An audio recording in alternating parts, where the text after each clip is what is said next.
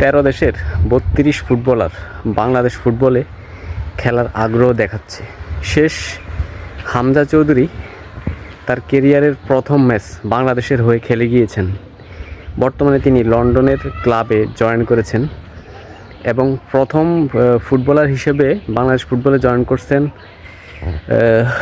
জামাল ভূঁইয়া। পরবর্তী ফুটবলার হিসেবে জয়েন করেন তারিক কাজী। থার্ড ফুটবলার হিসেবে জয়েন করেন হামজা চৌধুরী।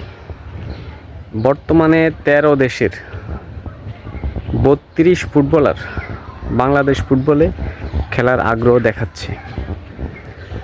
আমার কাছে মনে হচ্ছে বাংলাদেশ ফুটবলের এক জাগরণ নবদিগন্ত উন্মোচন হতে যাচ্ছে।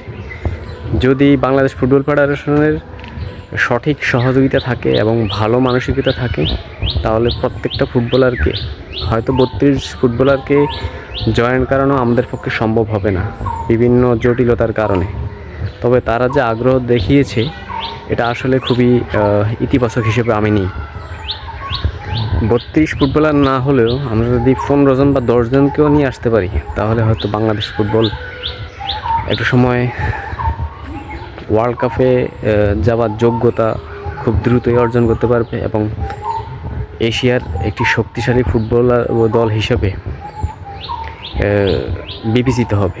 তো এক্ষেত্রে বাংলাদেশ ফুটবলের সহযোগিতা খুবই জরুরি এবং ভালো মানসিকতা খুবই জরুরি, এবং বাংলাদেশের কোম্পানিগুলো এবং দেশের মানুষ এবং সরকারের ফুটবলের ইনভেস্টমেন্ট আরও বাড়াতে হবে, ফুটবলের প্রতি সুদৃষ্টি দিতে হবে। তাহলেই এই বিষয়টি আরও সহজ হয়ে যাবে।